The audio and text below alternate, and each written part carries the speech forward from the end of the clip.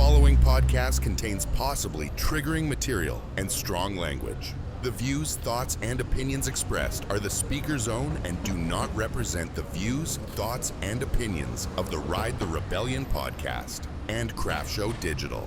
The material and information presented here is for general information and entertainment purposes only.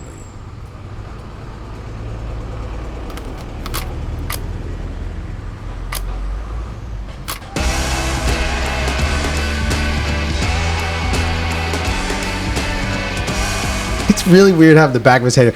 What's up, and welcome to another exciting episode of the Ride the Rebellion podcast. Today, special location. We only reserved this location for one guest, him. Just this guy. With me, as always, is the king of the South Alabama Turndown, the reigning defending champion. I wish I could just insert that picture of you. The one. Oh no, I'm going to bring that back. Yeah, I sent it to you. It's coming Just back. do the pose. Yeah, there's a video that popped up in my memories from last your memories? year. In my memory glands, and it was of my memory glands actually. Cheese and crackers. We had the belt on, and I was in the back of the car, and the light shined right. If you want to see it, it's going to be on the podcast page. I can't explain it. That's all I got. So anyway, with us today is Joseph Bolton, king. Are you a king here? Depends who you ask. All right, so co-owner? Yeah, co-owner. Fair enough. Yeah. Co-owner of Procycle. They've been a non-official sponsor of this podcast for a number of years. We just shout them out because we like them. Did you ever get that cease and desist letter? No. We did get a seasoned assist letter. Yeah, because we've been on for a while. Anyway, Joseph, fan favorite, your episode ranks always very highly. Welcome back to the show. Good to be here. It's always the weirdest Actually, sentence. the funny thing is all the amazing feats of strength that he's done since he was on. The last time we talked about TNGA while he was on. Yeah. And how you conquered TNGA and some of those mountain ladies that were up there. I always just remember the store lady telling you, like, when you walked into the store, she was like, "Oh, hey, you're Joseph Bolton." Yeah. It's like, am I hallucinating, lady? Or do you know who I am? No, track leaders is a thing. Yeah. Crazy. People love watching that stuff. But since that, you have since gone on to do quite a couple of other pretty amazing things, on the bike and not on the bike. So we'll talk about that a little bit, see what happens. Yeah, for sure. Obviously, I'm going to jump right in with because, I follow the Sean Ryan / Joe Rogan thing. You get the really aggressive question up front, and then everything else is just a good conversation. You are one of, I would say in the area, is it 3 or 4 bike shops in the area? Not counting Pensacola, let's just say Like within 3.5. Alabama. Something like that, yeah. How is it, like, how is it being a bike shop owner? Because at one point, Dale and I fantasized about having a bike shop. It was going to be trailhead only, so there's no competition with you. Our thing was we were going to take the bike shop to the trailhead. Mm-hmm. So we were just going to partner with another shop because getting all this crap is a pain in the butt. Like they don't make it easy. And so we were going to partner. Here we are now, post-pandemic. The world is stabilized. Bike prices are all over the place in some, like, who was it today you said? Transition. Yeah. E-bikes half off. Wow. Yeah. Like crazy They're stuff transition. has happened. I have a bike brand that doesn't exist anymore. So there's that. Yeah. Yeah. I mean, how is it now, like, running a shop? You guys have a loyal audience, all that, or loyal customer base. But I mean, how is it as being a bike owner now post the heyday of the COVID world? Tough question. A lot of, I think a lot of customers' expectations have been reset, but the way we initially set our business up, we opened in 2011, and all my market research showed that by 2014, brick and mortar is going to be dead. You need to be a service-focused, oriented business, and the whole retail thing's going to die. Yeah. So we thought that way, and it still hasn't happened. But the way we were set up by 2020, when we ran out of inventory and it became service, we were already kind of ready for it. So COVID actually, for the most part, wasn't that difficult for us. Started off super busy sales-wise, And then, the inventory ran out, but service-wise, we were already made for that. Our business model didn't depend on us selling tons and tons and tons of product. It was mostly kind of set up perfect for COVID. So we actually we did fine. We never freaked out. We never did any panic purchasing. We just kind of ran things as normal, and I just figured the world would eventually realign itself, and we made it out fine. Well, it's interesting because, like, if you guys can't see it, but just off camera for him, there's a bunch of, like, certificates of, like, all kinds of different qualifications. Is that what all that stuff is, right? Yeah, it's all that, yeah. Yeah, I mean, that's a lot. And I don't see that. I'm not knocking anybody else's shop, by the way, but I don't see that very often. Maybe they have them in the back. But this is where customers can see it. I'm not trying to be a marketing guy, but that's a big deal. Like, for me, that's a vote of confidence versus bargain basement. Well, the other thing is, that if you come to this shop, like, he's going to do the work. Right. Like, you're going to get. Yeah, it's not, I don't have some, right, rando doing stuff. It's similar with our good buddy Jody at Build Tune Ride. Like, if you take your bike there, he's going to be the one hands-on. Like, you trust who you're handing your bike to. You're not going to hand it to him and come back and be like, well, this doesn't work right. And you would actually know, like, no, it definitely works right. I'm the one that fixed it. Oh, yeah, Jimmy that's still in high school gave it a shot, and, we didn't have time to choke over his work. Right. Have fun. Yeah, see you. Don't die on that mountain. Hey, remember your helmet. We got them on sale. Yeah. Always the old markup on the way out kind of vibe. Yeah, I always ask that for anybody that owns in the space, because I'm a business owner. Obviously, we share that in common in that way. But, like, it's just, in non-political speaking, it's just an odd time sometimes, or it feels weird once you become a business owner. There's a lot of weird shit that happens where you're like, okay, we had a guy on from Escape Collective that did a whole series on bike shops, and he was talking about the big brands and how Trek has like football fields worth of inventory just sitting unsold. Yeah. And then we've seen other bike shops, not necessarily in this area, the same four we've had, but other bike shops, including a brand I owned, they're gone. They don't exist anymore because they kind of screwed that up by being service first. This sounds like a commercial, God bless it. Not meant to, but by being service first, obviously at that point, when we came in, fair enough, how old was that bike you were working on? At least early 90s. Right. So Jake would ride it. The poo would be all over it. That's his. He's like 26s? I'm in. Yeah. But I mean, again, you're still working on something that isn't necessarily modern geometry. It's not all that other stuff. Bikes I don't count on that guy to come in here and buy a new mountain bike and all that. It's service. You just keep doing it, and you don't run out of it. And I mean, unless you need parts for it. But overall, I mean, it's steady. But then y'all also do a bunch of rides. Like, I see stuff where you guys are riding like there's group rides and there's all this, and it's road based. And this is just cycling in general. But like, you guys do a lot of group rides.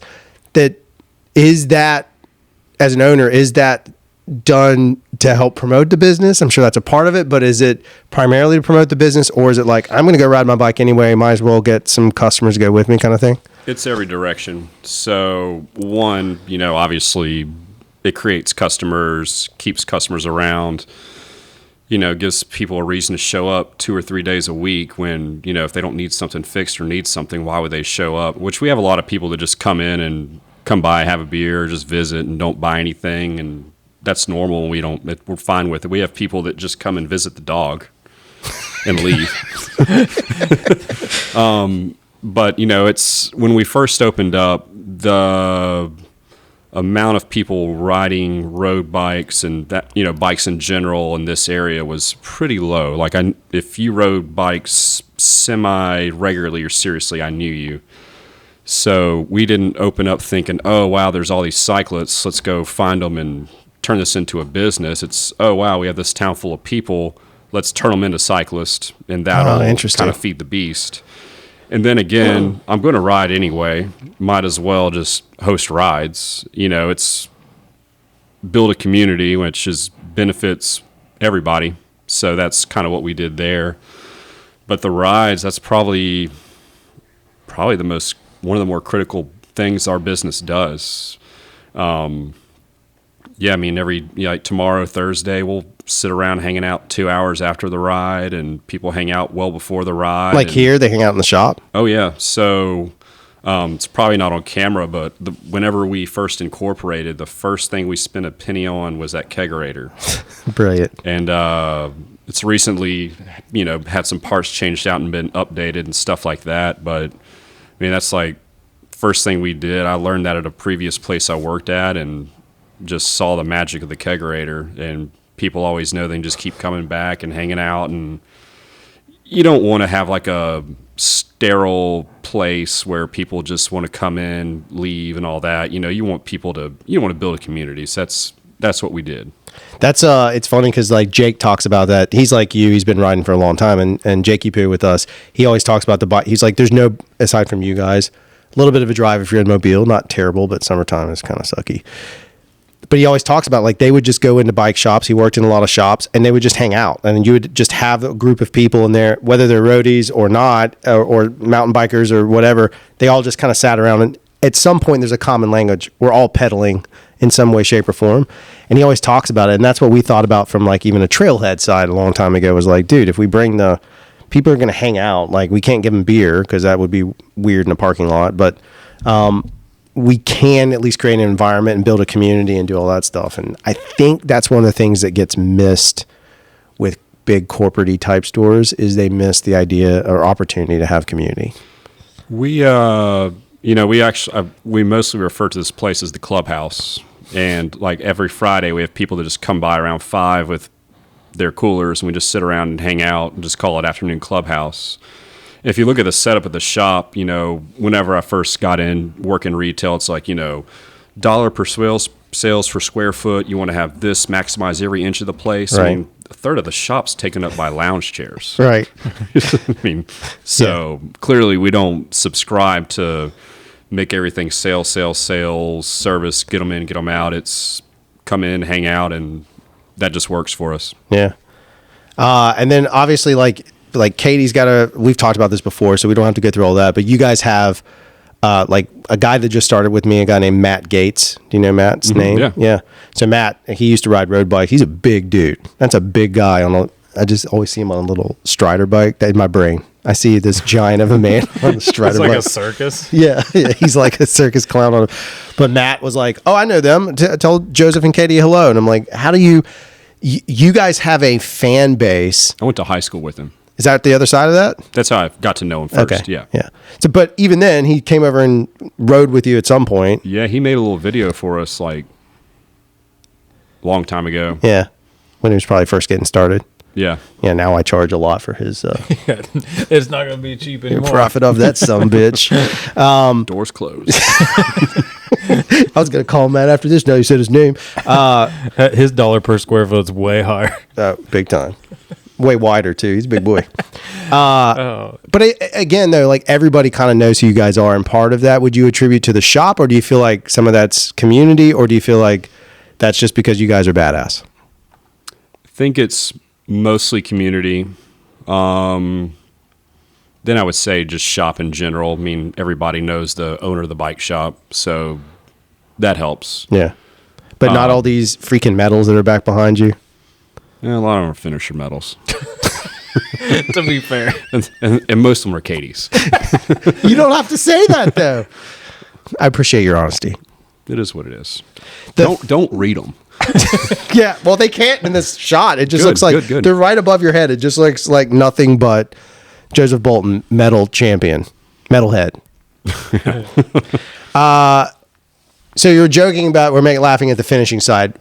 One of the things that we've been talking about, we talked about the TNGA before, but then you got into, I don't even know it as much as Dale does, but then you got into wacky kayaking type stuff. Yeah. What? I mean, just he's got PTSD, I think.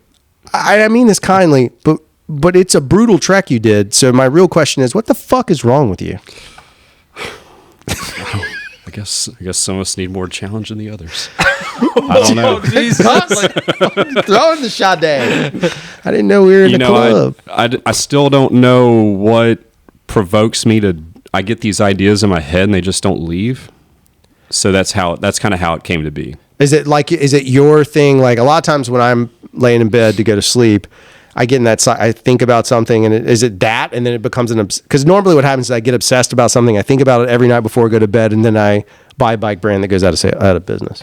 Yeah, I mean, I can tell you how from start to finish how it ended up being there. Yes, I would yeah, like. well, I'm curious. I think every dude probably can relate to this. So I've always been riding bikes, racing bikes, blah blah blah blah blah, and I guess a little over 10 years ago, me and Katie bought like these recreational kayaks. We just wanted something else to do. You know, I was just going to go and like fish river, paddle for like an hour, get a little upper body workout, just explore a little bit. You know, nothing crazy. And then a few years ago, I got the idea like, oh, I'm turning, 35. I'm going to paddle 35 miles for my 35th birthday. Whoa. So I get Katie to drop me off way up in the Delta, and I'm kind of map it out. I'm like, I need to be dropped off here, be picked up here, and that'll be that. And I thought I thought 35 miles was just crazy. Like I was thinking like, no one does this stuff. And Is that a multi-day trip though? no. It's Okay. like just start in the morning and finish later in the day. Okay. And then we've got a friend here that lives on the bay. He goes, oh, if you think 35 miles is big, there's this kayak race that ends in the bay called the Great Alabama 650. And it starts north of the state and goes all the way to Fort Morgan. And I thought, wow, that's the dumbest idea I've ever heard of. Like, these people are idiots. This is stupid. Like, why would you do that? And then I started following the race on social media, and eventually I kept watching and kind of like, okay, did a little research and started doing the math and started like somehow just caught a hold of me. And then one day I decided like, okay, I'm gonna do this thing. So of course I'm on their website and you have to qualify. So you have to do like a qualifying event. And obviously I needed a better kayak or boat than what I had. So I started doing all the research, and one day I was emailing with this kayak dealer in Central Florida wanting to try out this particular kayak. And me and Katie, we are logged into each other's emails because some invoices go to her, some come to me. We just need to be able to snag stuff from emails. And she sees this email from a kayak dealer, and she's just like, what the fuck is wrong with you? I was like, what? I didn't buy anything. I'm just asking questions. And she's like, you idiot. You own a bike shop. You ride bikes. That is your livelihood. That is your living. You're not going to go paddle across the state in a kayak. That makes no sense. And eventually I was like, you know what? You're right. That is dumb. So I let off of it. But in the process of researching all this kayak gear, I started to know what all the nice stuff looked like. So one day this lady pulls up and she's got like this high-end...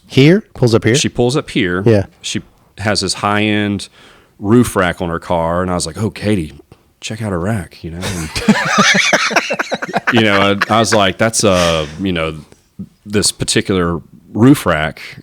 And the phone rings. I'm talking on the phone. This lady comes in. She's looking like pedals and shoes. And, of course, Katie's like, yeah, my husband was admiring your rack. And she's like, oh, yeah, okay, yeah. And, of course, wanting to just have a chat, I was like, what kind of kayaks do you have? She's like, I have tons of kayaks. And she goes, oh, yeah, his dumbass wanted to go paddle the Great Alabama 650. And she goes, oh, I've done that twice. Holy cow. And the race had only been going on since 2019. They only let 20 boats do the race a year. So there's not a lot of these people out there.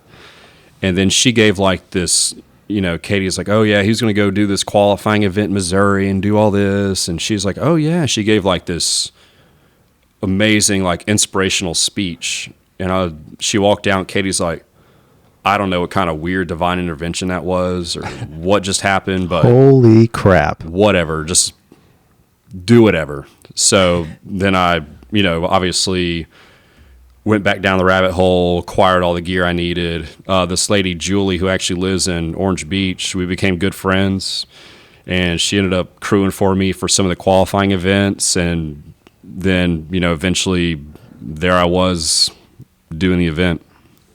To me, that's again, What the fuck is wrong with you? Is I don't know. yeah. But then to have it's like reinforced by that situation. Like she came into a bike shop after, to Katie's point, almost like, you own a bike shop. Why the fuck should you kayak? And then this lady that kayaks comes into a bike shop and then says, dude, you should definitely do it. That's like, It was too. it's like, oh yeah. Well, it's confirmation. It's just at that wild. point. Confirmation. Yeah. Yeah. It's just, what is that? What was that movie? Serendipity? Yeah. It's serendipitous. Yeah, if Julie didn't walk in the shop that day, I don't think any of this would have moved forward. I would have just let go of it and never done anything like that. So what was that? I mean, that you're overnighting that. There's no way around it. You're not doing 650 in a day. No. So what is that process like? Like I watched a dude, I forget his name. He kayaked through the Everglades, and there was alligators and all, like, I mean, he's all up in it, and there's like it was the wildest shit. There was like floating platforms, or they were sunk, but there were just platforms, and he would stop and just camp in the middle of nowhere. There's nothing around him on a floating platform, kayak tied up. Is that, are you on the beach, or like, what do you do in this scenario? So there's a lot of ways you can do it. It's not like you start one day, then the next day everything starts again. Once the clock starts, that Saturday morning, it's do as you please. You just there's a few checkpoints that you got to make a time cut, and then overall you got 10 days total to do it. So, the guys that win this stuff, they'll go 48 hours straight, no sleep. Holy cow. They're not camping in tents. You have a mandatory, you have to have a crew there. So the way I would do it, I would paddle, most of the day, most of the night, most of the morning. And then my crew would set up like a tent and a cot. I'd get off the water. I had a little portable shower in my truck, take a quick shower, sleep for 3 or 4 hours, wake up, crew's got breakfast ready, just scarf it down, and then back on the water. Good grief. So how many days did it take you to finish? It was about 8. So you did it pretty good? Finishing is winning with that kind of stuff. So I would say I did great. But in terms of, in your mind, did you set a goal? My only goal was to finish. I got it. So I didn't care I don't care if I was last place. I didn't care how many people beat me or whatever happened. All I wanted to do is get to Fort Morgan.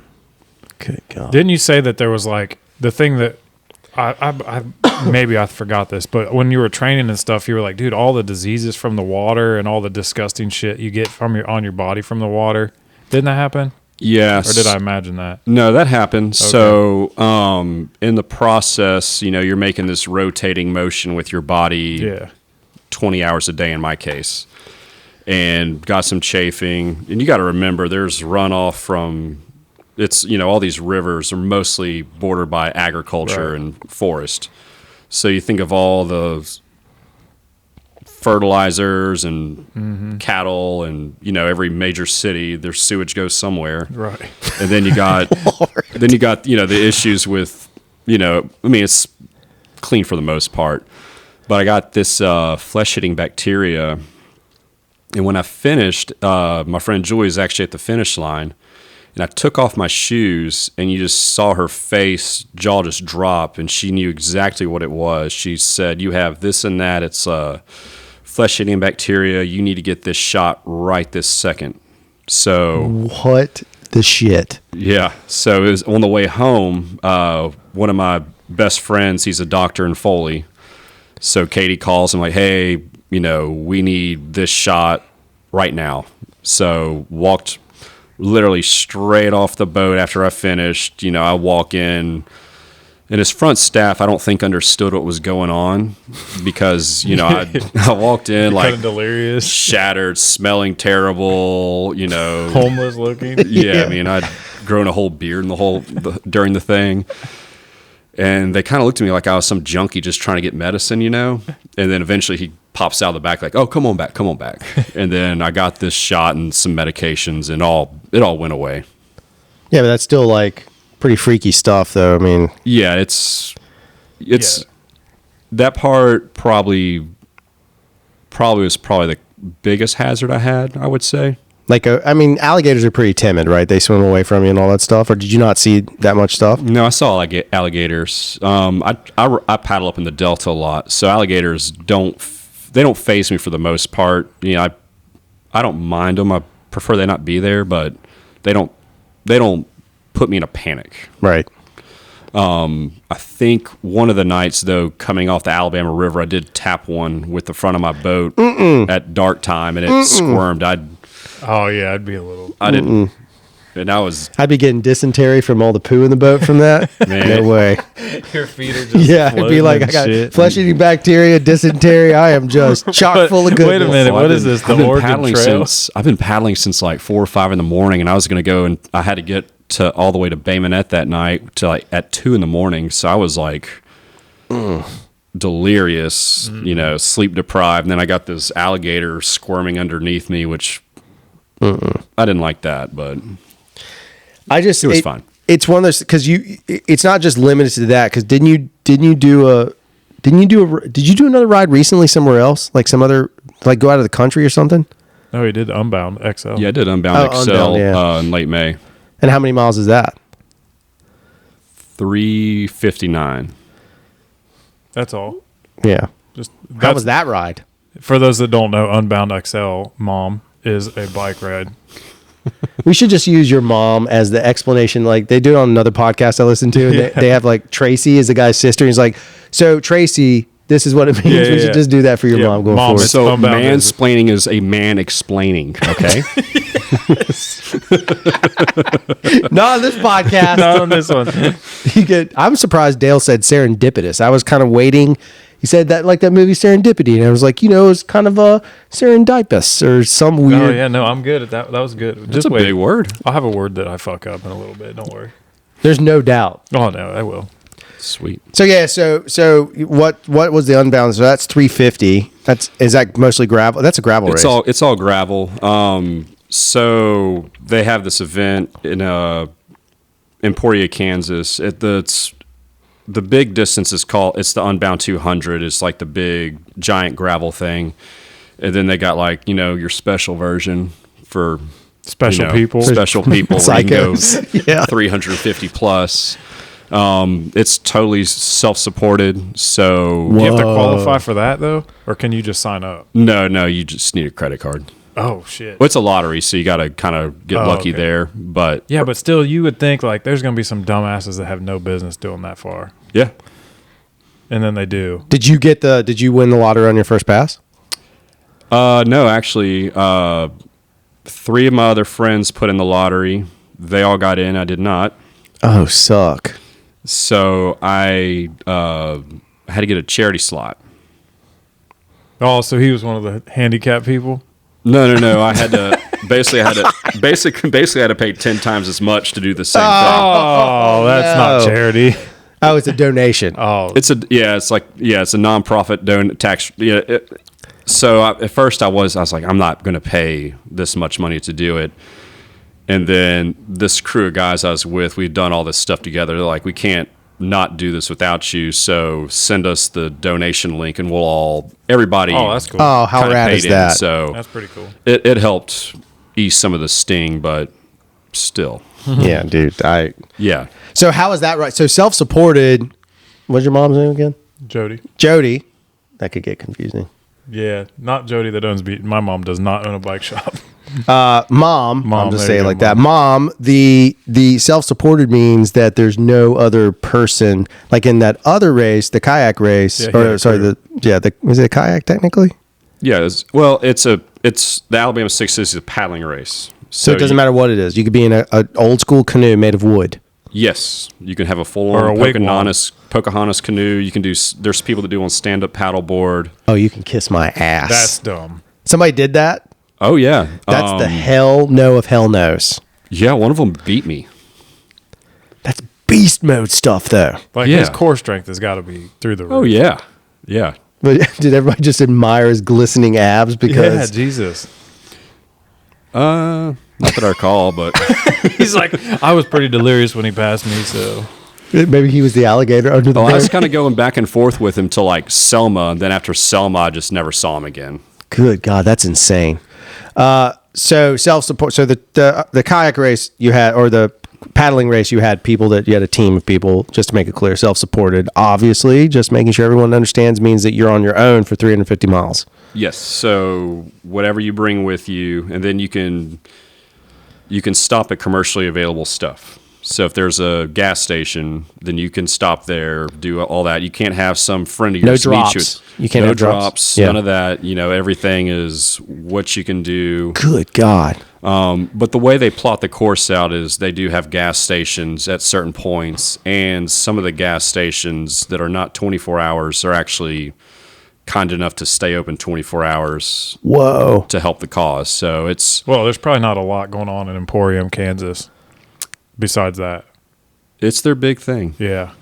So that's their one. Yeah, that's their one good thing. But, we go out to like really rural Kansas where, there's Clark nothing Kent is else from. going on. Like that kind of Kansas. It's out there. Yeah. Yeah. And it's flattish. No. So it's in like an area called the Flint Hills. So it's actually pretty undulating. I think we got 22,000 feet of vertical.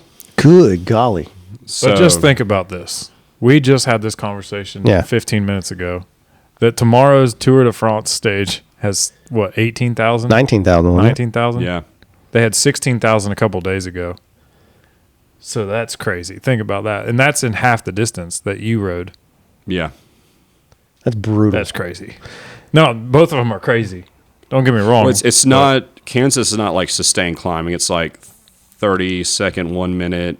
There was some that went a little bit further, but never like what you see in the Tour where they're on a climb for 45 minutes. Right. I don't know. Oh, we'll get her in the background. There's Katie. There she is, Miss America. Her hair looks nice. It looks so great.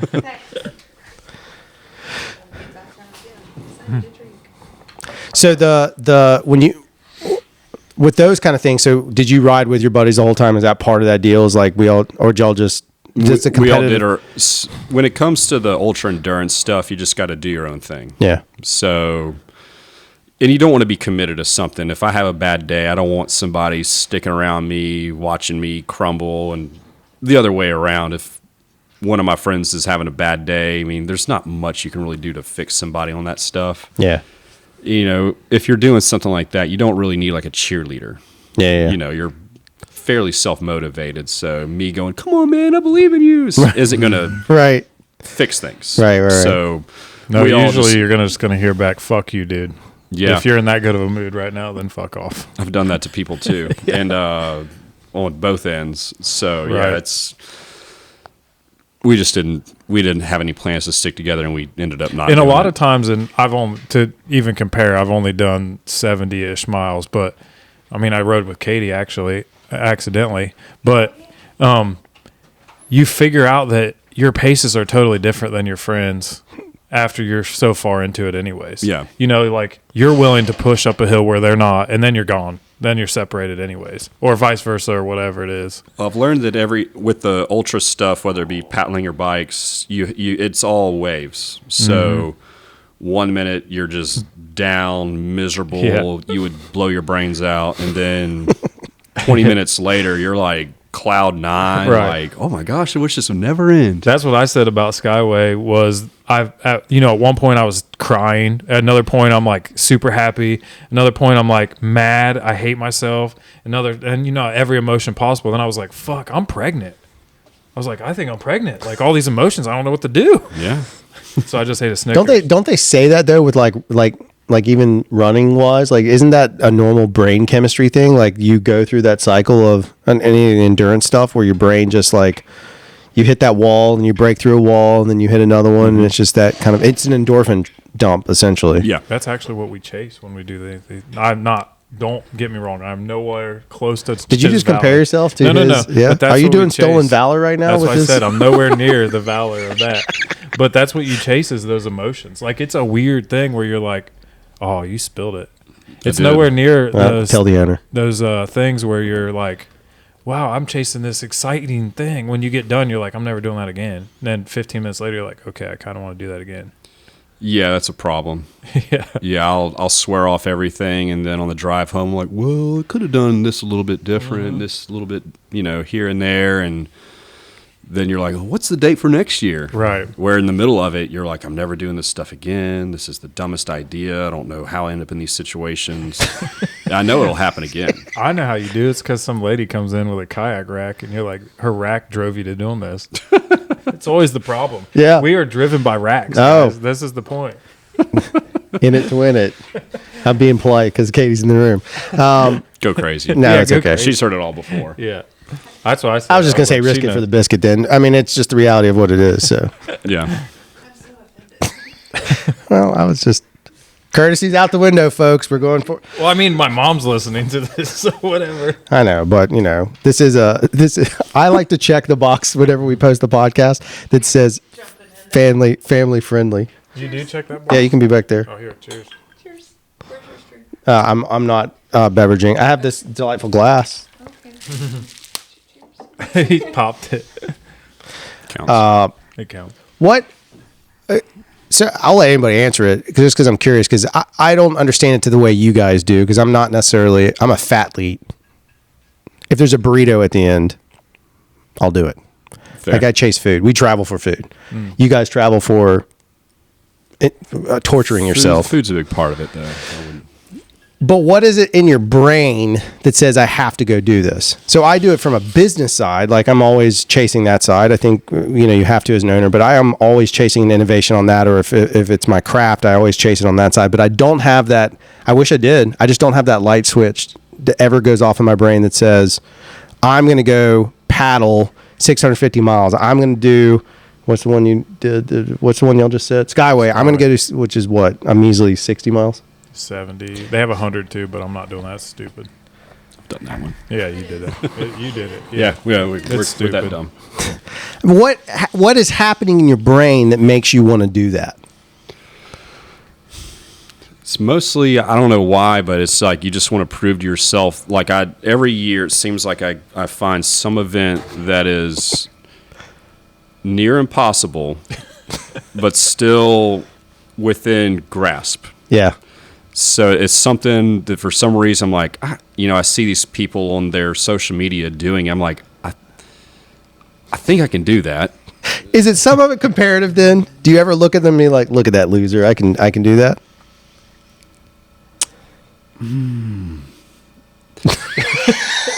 Internally, he's like, I got him "Fuck quiet. yes." I shut him down. Internally, he's like, hell yeah, it is. Externally, that he's has like, happened. I've seen like, oh shit, if so-and-so can do it, like I can definitely do Yeah. it. But I mean, I've learned with the ultra stuff that judging a book by its cover is, many times I've been in these big events and some big giant single speed woman passes me and drops That me and identifies crushes that. me and Yeah. you'll be shocked like the ultra Mark stuff Norman. just because someone has a particular body shape or this or that, you got to be careful with who you think can do what. Whereas like you go to a 10K running race, like you can look at somebody like, "I'm gonna kick your ass." I wish you would. Come on. Because I'm the fattest of the fastest. But you've looked at somebody at 10K and be like, "Oh yeah, Neil I got does you." that every race. He does it every Yeah. Sunday morning. I do it at every group ride. Yeah, I was about to say, when people show up and Dale's like, oh, I'm going to drop him, dropping, oh, she's dropped, drop. Yeah. It happens, yeah. Yeah. That's I what do. ask because I think, and I just find it fascinating because there is a little bit of, we talk about a lot on this show aside from like the community that we hammer in over and over again. But the other part is, part of this has been a long-term exploration of me understanding someone whose athletic brain pushes them to do something beyond the norm. Like, so I don't understand that because mine is more on for me, it's more on the creative side. Like I will go extra lengths in terms of a creative thing and obsess over something and not sleep at night because I can't get past I a know what note. it is. I think that we athletically are doing the same thing you are, but we want to learn how we can do that event or like how to do it to finish it. Like we want to learn the steps that it takes to accomplish it. Like I'm currently training for a 25K trail race. I've never done a trail running race, much less 15 and a half miles of a trail race. So like learning how to train for it. And then once you do it the first time, this is what happened with Skyway. The first time you do it, you're like, damn, I did not learn correctly.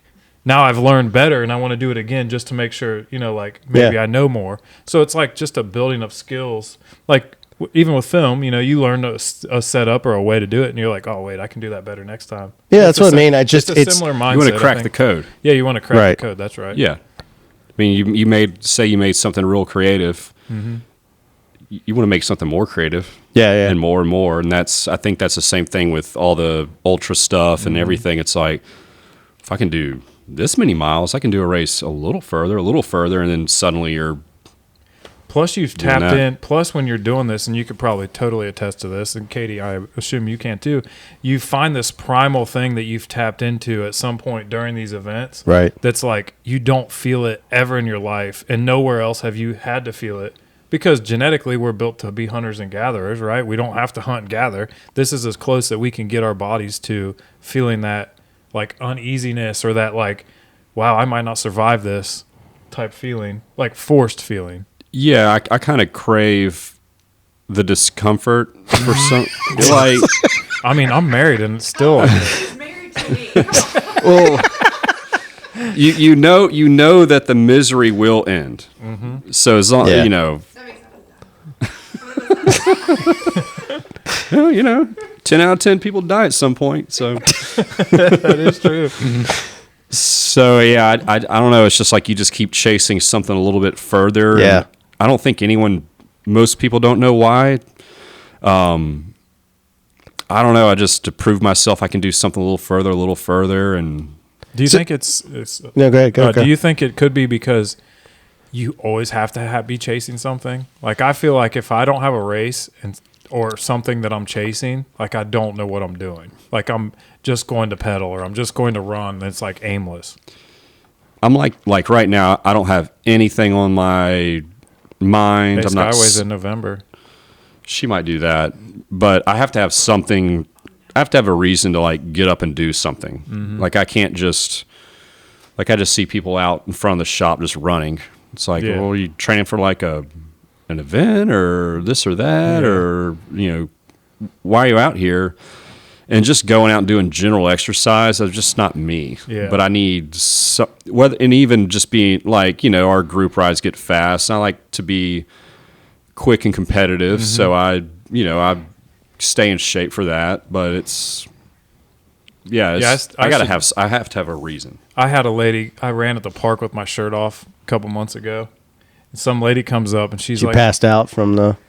Yeah, she was like disbelief. Yeah, she walked over and was like, hey, so what are you training for? And I was like, I don't know, nothing, just life. And she's like, wow, it's really cool. I never see guys your size run that fast. And I was like, holy fuck. Like, what? Like, I didn't know if it was a compliment or not. Like, I just didn't know what to think. And I was like, slowly put my shirt back on. What are you doing out here? Are you running from someone, sir? No, I'm just running. It's so for.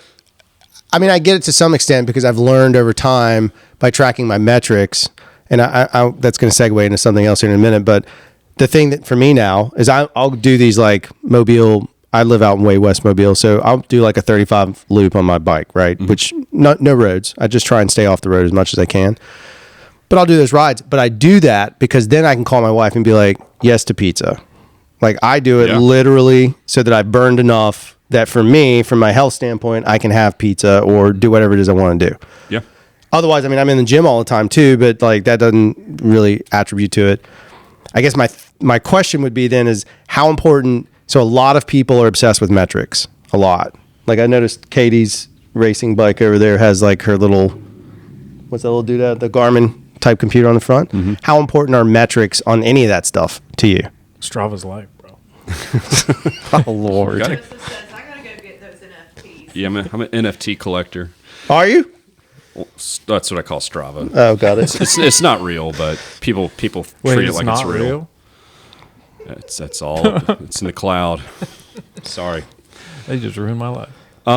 So I look at metrics. I like to keep track of what I do, but I don't obsess over like, I don't pay a lot of attention to like heart rate or my power. and stuff like that. I used to a long time ago, back when I used to road race and, I was really obsessive, had a coach. And then once I got out of that, I haven't done a structured training thing since then. Yeah. So I wake up, do whatever I feel like. If it's a nice day, I go and ride long. If it's a group ride, we'll ride hard at the end. If I don't feel like riding, I don't ride. But I'll, if I'm getting ready for a big event, I'll pile on tons of training. But I just kind of float around, do as I want. But I do look at metrics to a certain point. Like, I don't know what the average speed is from the last 50 rides I've done. I don't know how many feet of climbing I've done on most rides. I don't know what my heart rate was, if I even wear a heart rate monitor on my rides. Yeah. So I like to track, but I don't live and die by it. Yeah, I think it's oddly something I learned over time, which was, so I was, for even just a weight loss journey, because it wasn't weight loss for physical stuff. And I think one of the things I find metrics to be a problem on is when people start obsessing over the metrics too far, it becomes a lifestyle shift. And instead of like being healthy, they're just drilled in on these numbers. And when those numbers don't match what they have in their brain, expectation, whatever it may be, then you start to see a collapse over time. And then I've seen people just lose interest, whatever it may be, whether it's the gym or riding or whatever it is, they just lose interest. It's burnout, right? Yeah. I mean, and it shatters that expectation of like, well, I didn't weigh in at 10 pounds less and I've been dropping 10 pounds for 3 weeks kind of thing. Yeah. And so I just always find metrics where somebody does endurance stuff, like that's that fine line. So yours is literally the pure chase. You're chasing, you're basically chasing the feeling as opposed to any sort of numerical value. Yeah, I don't know what my VO2 max is right now. I don't know what any of that stuff is. I can look it up on Strava and Garmin and all that. And I mean, I know a lot of people that do obsess over it. Like, I'll have people tell me stats from my ride that I don't even know. Just analyzing Strava. Yeah. Just Strava imagine spies. how many spank banks you're in. Somebody's looking at it. Just, God, I can't believe it. It's so amazing. I'm gonna beat him. I'm going to beat him. But But first. Blocked. They legit analyze his data and they're like, you went to this power at this moment. Oh, God, the and power you could thing. hold it for this long, so if you could do this. So I'm like, oh, really? Cool. Which only infuriates people even more because it's Yeah. one of those things of like it's not because yeah. you're not chasing it. It's the whole thing of like people talking about like, oh, dude, those spokes on your bike are really rad. Like those are the CX 1000 Sapien whatever. And I'm like, dude, I don't know. What was the tire joke where you guys? It's got what'd you say? It's got yeah. chilies in it and black chili powder. Yeah, Oh, yeah. yeah. It actually did say that though. Oh, yeah. Huh? You can cook with the tire, right? Yeah. Yeah, you go for it. I just it's the same thing. It's like I get the when we're talking about like serious riding, I get all the weight reduction like on a bike, like being concerned with all that. So I'm not downplaying any of that side of it. But I also look at the other side of it. Like I traded a carbon bike for an aluminum frame because I just don't care. Like I get it, it's more weight, but for me, because of what I'm trying to chase, I just wanted something that rode better. And so it wasn't, and cost effective. Like that's another side of it. And I get all that, but there's the guys that show up that we laugh, not at them, but we laugh about it because we're so clueless. I mean, he's got more knowledge than I do. I have zero knowledge. I'm not mechanical at all. I just know shit works. And if I break it, I keep you in business. Well, not necessarily you guys, but I find someone. Yeah. I don't know. I don't, that kind of stuff doesn't connect with if me, you but it think does about if it. you're doing like, again, looking at her bike, that looks like an airplane, like it looks like something's, and watching the Tour de France guys and watching downhill racing and watching all that stuff. I get why all those guys have that stuff, but Well, I had this conversation probably this week with a customer. He was thinking about getting something, and he's like, at my level, this and that, I do this, and the benefit here, and, it just doesn't make sense. So finally I just told him, like, dude, you like cool shit, so go buy it. He's like, Yeah, you're right. I'll take it. It's like, yeah, you, That's a salesman. Right The there. greatest sales pitch ever. But I think it's the what you're talking about, like with the weight side, the weight thing, and like all the different technology advances. What people forget, like you're paying an extra few $1,000s to have a lighter bike, when it would be way more beneficial to you as a human being to lose those 6 pounds that you're going to save money on, and it's still, like you're losing weight. Well, that's my thing. Does it have an effect? If you're a chunky monkey, I mean, it depends on who it is. I mean, you put some riders on something a little bit nicer, they'll improve. Other riders, it wouldn't matter. Right. So, I mean, everyone likes cool stuff. Yeah, that's it. Everybody's always like, "Well, is that?" You're what's the that king for? of cool. No, You that's what do- I'm saying. yeah. It's aesthetic first, 100%. It's like, well, these tires suck. Well, yeah, but they look badass. That's I mean, if it weren't for that, you wouldn't see a bunch of Porsche 911s driving around correct, town. right? Yeah, You they're know, totally track cars that don't need to be driven on the road. But here we are. people like cool shit. Yeah, that's right. Yeah. I don't know. It's just it's like more of that stuff. The further I go into any hobby, as a in my experience, obviously as a male, but the further I go into any hobby, there's always the splinter. There's like a core group, and then there's these splinters that happen, and the splinters are the guys that go really deep into the paint. And there's doesn't matter what it was. You never go full retard.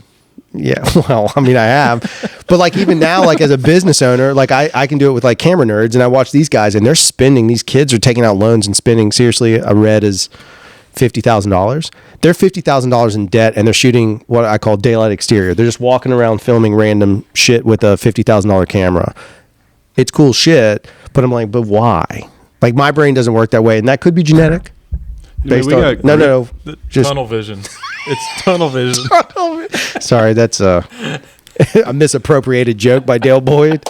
I mean, we got our group rides. We're all hammering along on crazy expensive bikes, and you got somebody on just kind of a entry level bike that's years and years old, and That you they're can hear coming 'cause right they there didn't grease next their to you. chain. So clearly, Listen, you I don't don't have need to have to- any of that stuff. I don't need the shade on the the No bike chain damage. I every once in a while, whenever I feel like it, whenever the brakes don't work, I feel like it's time to lube the chain. That's been my motto. Good, nice. It works pretty well. We got to get one of those. You know how you get your oil change thing on your car? We A got little to get that sticker. for A little Drew. sticker. Yeah, Drew needs that for like his chain lube and like all of his service.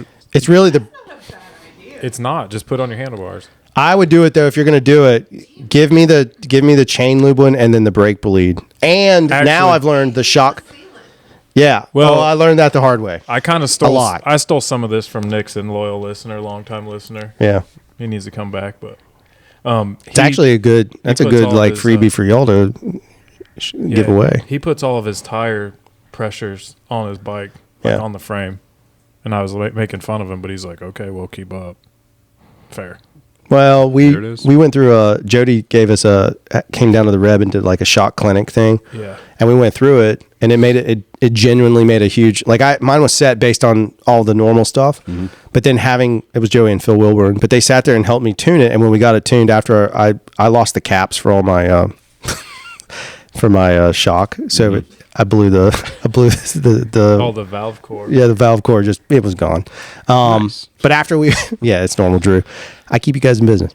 But after we went through all that and we tweaked it, I started seeing like tremendous better, like even on our jump line now, it was a much better process for me. Whether that's real or not, I don't know. But the confidence was there on that side of it. So arguably, I guess, does cool shit increase confidence? Yeah. Oh, for sure. Yeah, think about how badass you look with new Oakleys on when you get out of a Porsche. That's confidence building. No, bro. it is not, dude. That is like Dude, that for guy. real. That guy attended Woodstock '99. Internal callback. Yeah. So after all that, we've heard your amazing feats of strength out of TNGA, Alabama 650, and Unbound 300. Which one was the hardest? Alabama 650. Really? Is that because of lack of experience in it? Meaning, like you haven't done that as long? Yeah, you rode a lot longer. No, it was the first day, I don't know how many miles I did, but just to think like, okay, you're like 10% of the way in. Oh, yeah. Oh yeah. Ugh. You get to like Montgomery and you're a third of the way in. Oh, God. It's just and you don't think about the end. You just kind of, they say the way to eat an elephant is one bite at a time. So, just and I actually had a great experience. I didn't have any mental breakdowns, didn't have any bad days. I didn't get all crazy any time. It was always stayed pretty positive. But yeah, that was the hardest by a long shot. Until you got off the boat and had Mr. Deed's feet. Good God, what a weird reference. That is Well, true, actually, though. that wasn't hard. I just had The to sit in a frostbite. doctor's office and get a shot. That's Did true, they that's put the true. shot in your feet? No, they put it in the shoulder. Is this Okay. a HIPAA violation? Wait, it didn't. Didn't it go at, like No, he his did- ass cheek? No, it was shoulder. You wish it was his ass cheek. Yeah, it was shoulder and some pills. Oh, okay. Well, that's fair. You couldn't see the sun for 10 days. For real? You're a vampire? Yeah, I couldn't be exposed to direct sunlight with the medication, which Straight- I'd gotten enough outdoors in, so I was like fine with that. I'm like, 14 days without the sun. Oh no, Oh, no. gotta sit on the Katie couch comes and home relax. and he's in his goth phase all of a sudden. He's just total. I was black- like, yeah. Katie, you got to go mow the lawn. I can't see the sun. He's in his underwear and a beanbag chair eating Cheetos. Just I would vegged wash the out. car, but there's the sun. It's fantastic. And then he turned into Ace of Base fan. I saw the sun. I can't go outside. Oh. Dale has no. It's signed, by Yeah, the way. I that was part with- I got. Okay. But it was the next part is where, if you guys didn't know, he doesn't have the rhythm. No, He I have none. That was it. When we drive on road trips, he starts to try and tap a drum beat, Mm-hmm. and when it does, he'll get like one measure in, so just one hit. don't He'll know get what that one note in, and then he's somewhere else. It's Yeah. not for everybody. No, God was like, here, you can have a hint of athletic ability, but you're tone deaf. Oh, as how fuck." humble of you! Yeah, that's what happened. He was like, you're going to be handicapped in music. It's fine. Can't have it all. No, you can't. You can't have brains, beauty, and brawn. Your mom is vehemently disagreeing right now. Oh, no, she hates me. No, she's good. She's agreeing that you have more than that. Oh, I'm sure. Yeah, she thinks She thinks I'm the best person on the planet. I mean, but we know Jake is. Shots fired. That's I funny. was like, wait, Kelly's sibling? Yeah, my brother. Oh. He has a wicked mustache. He looks like a cast member of Brother's the favorite. State Troop, Yes, Super Trooper. Super Troopers. Oh, Yeah, nice. cop. he Yeah. he legit looks like a cast member of Super Troopers. We had a cop in here picking up something. I was like, hey, we got a pickup for a cop. You do need a microphone up here like Whataburger. Yeah, amazing. Yeah, it goes to no one. He caught on. He's like, yeah, give me a liter of cola. Yeah, a liter of Farva. That's pretty good. Yeah. What about anything else that like because you do so many crazy things? Didn't you go ride somewhere out of the country though? Yeah, I went to Belgium back in April. That's what I thought. What'd you do over there? We waffle. a group of us did like a bike tour, so it was like with this tour group, and Did you drop people on that?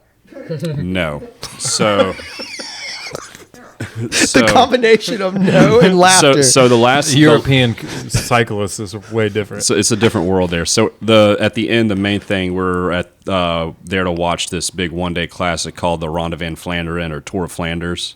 I'm sorry. Could you say that again, please? Ronde van Vlaanderen Perfect. One more time. or Tour of Flanders. It's just the fact that it was one long sentence of like 3 breaths worth of words. That's how they talk there. Yeah, I got it. The day before, I did this giant, like a Grand Fondo or sportive ride, and Fondue sounds like fondue. it they had 15,000 people doing this ride. Whoa! And it was so many people. I started it 30 minutes after the start. They were still funneling people through the start chute. And I never passed anybody all day long. Everybody there was unbelievably strong. and And like nice fucking Jersey Yank. and literally the all back. day, it was just like, and everything's high end. Everyone's super strong, fit. I was a little under the weather, but I mean, we did like, me and my friend, or a few of us did like 100 miles, and I might have passed like a dozen people. Wow. Good Whereas grief. if you show up to like a 100-mile Grand Fondo ride around here, Oh, like, yeah. you know, it's literally like everybody's in that top 5% of the field, kind of good. But that's what I was there for. It was a great experience. If you watch the Tour de France, one of our guys there was Audrey Vanderpool, which is Matthew Vanderpool's dad. So he's won the race before in the past. It's the biggest one-day sporting event in Belgium. Crazy. So we were there. I think there were 800,000 people watching. Oh my! And when I was going through customs, they're like, "Why are you here?" I was like, "Oh, I'm here for the Ronde van Flandern." And the guy at customs looks at me, does the fist pump. He's like, "Hell yeah!" I Wow. was like, "What country is this?" Like their main sport is bike racing. That's awesome. Do they- Vanderpool's from Belgium? No, he's Dutch. Oh, that's what I thought. But his dad is connected with the company, Oh, so okay. there we were. Very cool. So that's like the tour was specifically for that. Did you do other stuff? I'm Well, I gonna mean, get into it a was food question bicycle because I'm a riding fatty. focus. Got So it. we, every day we do like a little portion of the course. We went over and did a day where we rode into France and did the cobbles from Paris-Roubaix, which is the big cobbled one-day race. But we would just do little snippets of the course every day. Then we did a big ride where we covered most of it. And then the last day, we were up in this cool like VIP seating area watching the race unfold, and it was super fun. That's the kind of stuff though that's the unique experience that's the stuff that I would chase. Yeah, I mean, if you watch any pro cycling, Tadej Pogacar, who's like impossibly the best rider beyond by a long shot. I got to watch him attack and win a race in person, which you can't beat that. It's like saying you were going to Bulls games back in the Right. 90s.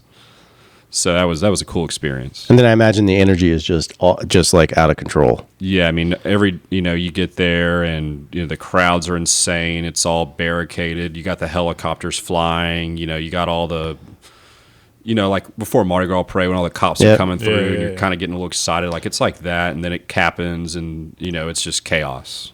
That's sick. That is awesome. It was fun. You don't get that in mountain I thought you biking. were going to talk about your food question. No, I was just waiting to see if he would interject, and then we had some Belgian beers and had a. Oh, That was. Oh yeah, I do have to. Which camera should I hop in on? Because I got a funny story. you can go right. You can go beside right him. beside him. Like right here. The camera's here. So, I sent him a text. I Gotta was get like, to the microphone. So I sent him a text. I was like, all right, is a Belgian beer, is it really that much better? And he was like, oh my gosh. The You're good. I just like the awkward of. Don't. This is why he pedals for so much.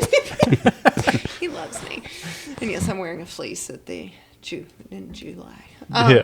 So, but I'd sent a text. I was like, "Are you guys have landed? Is the Belgian beer just really that much better?" And he was like, "Well, the quantity is high, but the quality is even higher. I can't feel my face." Oh my god. I mean, so the national drink is Yes. beer. Yeah. And they have national- beer law over there, right? Because it has to be. It's only like 4 ingredients. You probably don't know that. I don't stuff. know that Again, part. food nerd. Sorry. But like the national foods are chocolate, waffles, and frites, which is just fries, basically. And duck fat. I think they're cooked in duck fat over there. Yes. So that's there. It's beer, fries, waffles, chocolate, cycling. That's a real place. I mean, that sounds like heaven. this place exists. This place exists, and we're sitting here. You're like the Moses What of the we do? South, and you could lead us to the promised land. It's right over there. Or you could just open one. It's bikes, beer, waffles, chocolate. I'm not getting the fries. food world. No, food sucks. I No, agree. I'll eat it, but I won't That's right. turn that into a terrible, terrible business idea. Meanwhile, Yeah. no. We do have a tour party on Saturday where I cook with Hey. homemade pasta sheets. We'll let you Whoa. announce all. We'll give you like. Yeah, a you few just minutes after. say it. Go Yeah, on. we'll let him tag in at the end if you. Well, it'll be at the back end. Yeah. That's this Saturday, There's- so I it'll have be a late. question It'll I be in the wanna ask past. you on camera, on a microphone, so Oh Lord, it's good. Not that bad. sorry. I Do you want to tag in, or you good? No, go for it. batter up. Oh, Lord. You can have she's it all. ready. She got her hair done for this podcast. Hey, Joseph, last time he was on, he earned a helicopter from all of his accolades. His And residuals. His residuals bought him a If heli. you don't know that, you didn't listen to this first episode. How So. was my hair? Oh, and we got a cat out of the deal too. Yeah, the We cat have a- was. They still have the cat. Timu. It still doesn't work. Timu helicopters. What you got? Is it pedal powered? Yeah, we should have brought Sergio today and been like the last time he was here. He was a kitten, right? Wasn't Yeah, he a she yeah, was he kitten? like could fit crawling in under his the car. hand, and now he's 15.2 pounds of just pure orange anger. And like a bitter He's cat. a jerk. Yeah. Like most gingers. Yes, actually, that's true. Pure orange. It's a ginger. He They're is. soulless. What? They are. Sir, Have you not watched South I've Park? already got canceled. Yeah. Duh. I can't have him insulting our president like that. Let's go ahead. Next question. I'm just kidding, folks. If I had more in my drink, I would. For that. No, I was going to ask you because little known fact, and I don't know if you want this as public as I'm about Well, to make it's too it. late. It's about to be. But- I'm not editing. You guys are heavily involved with the cycling license plate thing. Oh, Yeah, yes. like we should get that more What? of a I thing. didn't even know that was a that's thing. what I'm talking about. So, Katie, here's your... I can go crawl up on the counter and go get it if you. Oh, that wanna one up there? sit. Yeah. Yeah, the one. Let's get it, because Actually, this is a cycling podcast. Let's get the cycling people in. We won't get you climbing up on the counter. well, I can luckily. Oops, she the got... original one is up there, but this is the current one. There you go. Current design. So we're always looking for ideas. I probably may regret that, but always looking for a design idea. But yes, I was tired of seeing other states that had it. We used to have a race team that was nonprofit, and we all quit racing because life happens. And so it's like, we have a nonprofit sitting here. You have to have a nonprofit to get a license plate done. And so we just, I wanted a license plate, and so we try to do education support projects. So we've had actually, our most recent is we're going to be doing a bike rack at the Eastern Shore Arts Center. Sick. We want to promote, like, hey, instead of trying to fight for parking, ride your bike. And then we've gotten 3 at the Fairhope East, and we've done 2 at Fairhope West. We did some at an elementary school in Montgomery, where one of the PE teachers was like, hey, they actually do stuff after school, and they do bike rides after school, and so they needed racks. And I was like, there's other stuff. We donated some signage up in City of Huntsville. They redid an intersection, so we were able to do that. And I'm always asking for projects. So if you have anything in your community that you need, We do. It's a. we need a lot in the state of Alabama, but we're working on it. So Yeah, so that's what I wanted to say, is because you're doing something for the whole state of Alabama. A lot of this goes yeah. to the state of Alabama. So if you're in Alabama and you have a car, which And your name Dale is- has the license plate, I have and the I license plate. appreciate that so Yeah. much. I have one. I'll be candid. And I did not. know. I did not know it existed.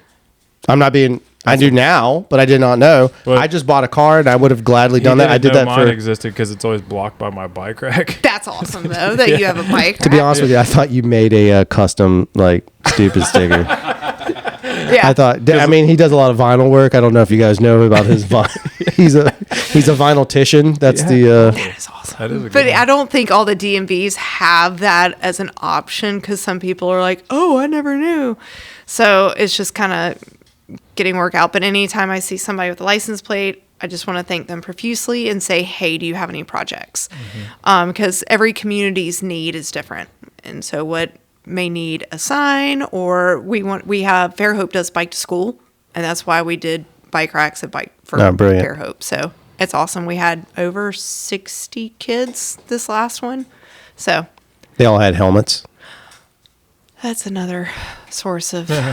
Maybe the rebellion can donate some helmets. I am a firm believer Like of hockey helmets. helmets. I wouldn't be sitting here if I was not wearing a helmet. Probably for sure once, maybe twice. So Yeah. firm believer. I was telling Joseph, like, we were talking about e-bikes, and where I take my kids to school in Mobile is in Spring Hill.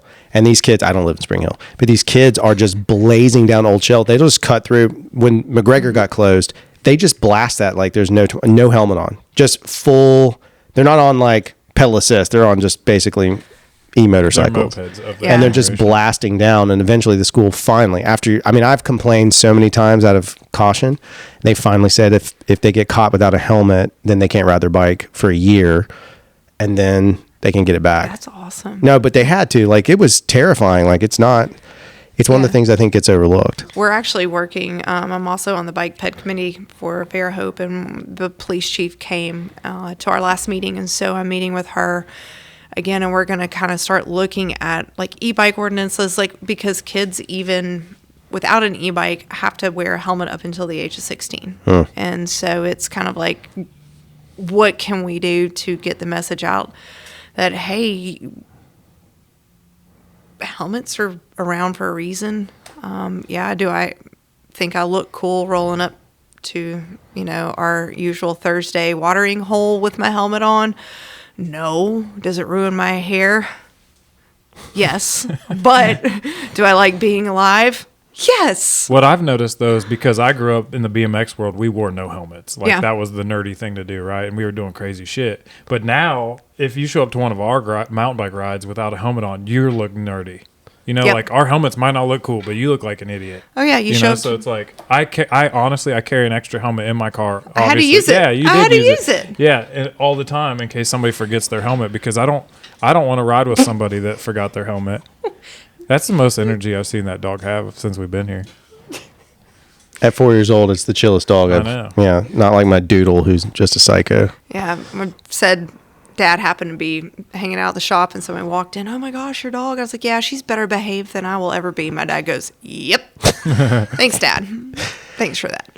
So when you go ahead, No, I please, didn't know. no, please. Yeah, so I was After just you. gonna after me. I was just gonna ask, like, we've talked to Joseph twice now, you 0 times till now, Probably reason. just in the background. But equal to Joseph's like crazy accolades, Katie does some pretty gnarly stuff too. Yeah, I heard like a couple of those. Joseph mentioned that like 2 or 3 of those up there. He said all are- the ones that were placer medals were his, and just the finisher ones were yours. Yeah, I mean, we were so desperate for medals. I put stuff up from high school. Brilliant. Absolutely brilliant. Actually, no, this is the best Actually- display of medals because I have them in my bedroom. Like, what am I ever gonna do with these things? Actually, if you do look, the far left is actually high school. The far left is high school. Perfect. So y'all are welcome for that. Honesty. Well, I mean, Hey, at least- no, literally, we had the field day when we were growing up, right? hell We yeah. battled for those ribbons. I wanted those ribbons.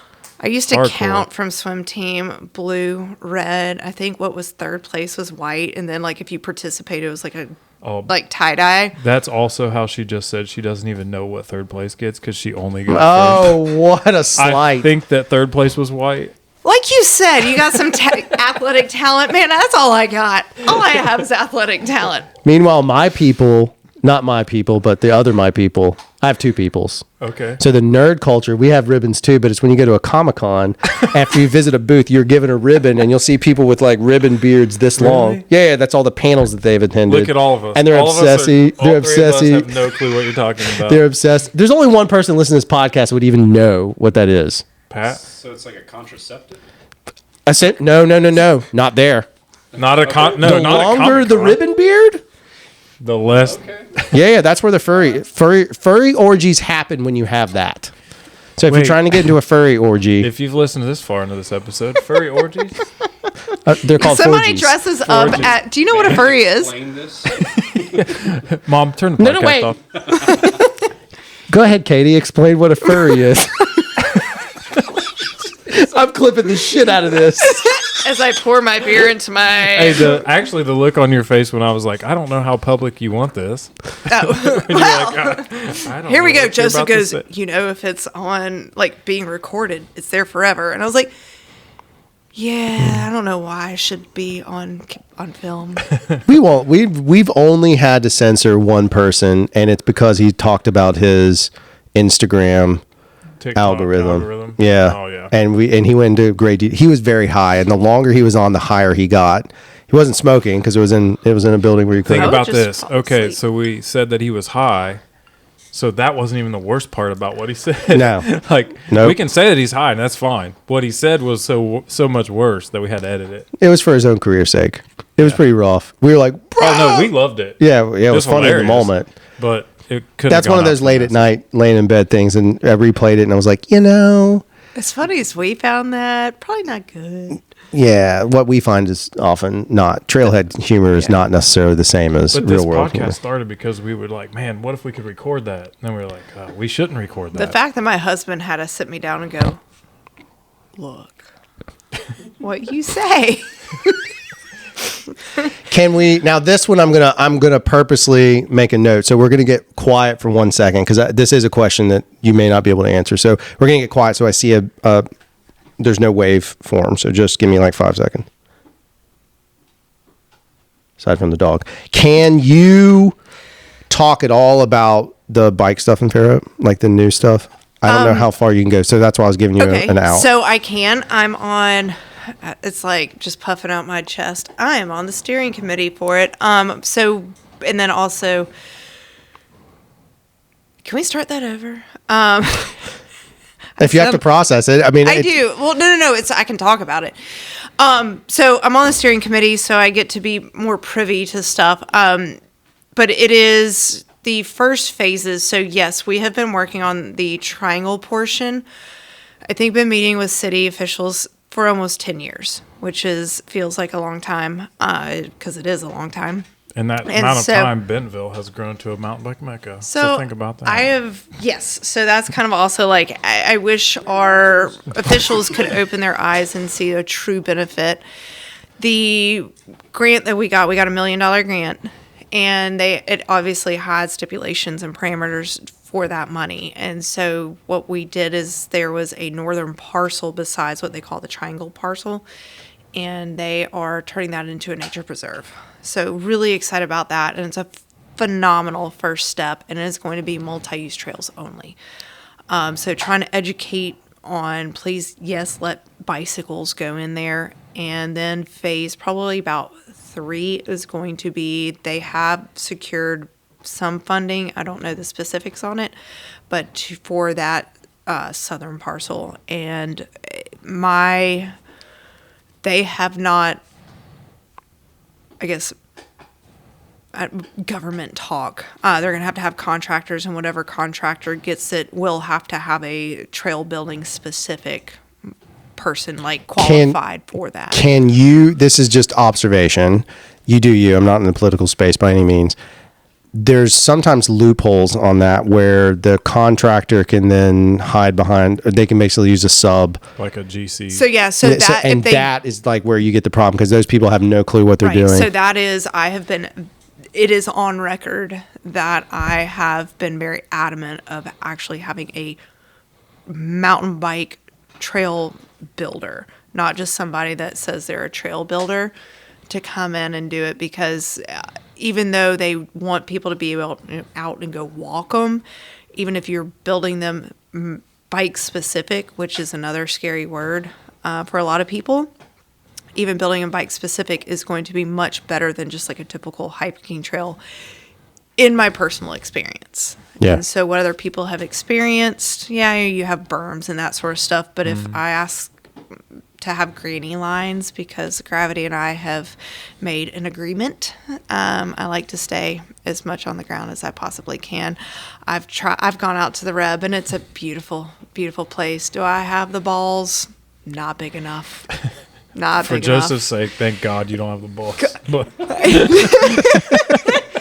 You want to get on the road? Let's go. Mountain bike, leaving the ground? No, like when Garmin going back to Garmin will be like, congratulations, you got off the ground this far. And I was like, oh my God, it's the wrong metric. You want yours to say 0. Yeah. But so in planning that, you've enlisted, so this property has had some kids build there. Yes. And so like you have. Oh, this is another, do I need to put a pause here for this question? No, because the kids are a valuable part. Like you want to encourage youth to do this kind of thing. And you've helped them like position themselves with government to like teach them the way, right? Yes. So they have included 2 of those kids on the steering committee, which has been a phenomenal resource.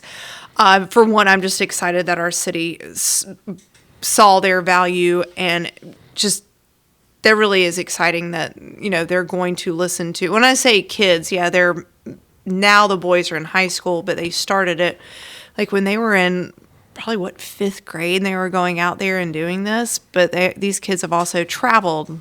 Some of them have been to Bentonville and saw, and so they were building pretty legit stuff. You guys have ridden it. Yeah, I've ridden it. It's great. Some of it they haven't ridden.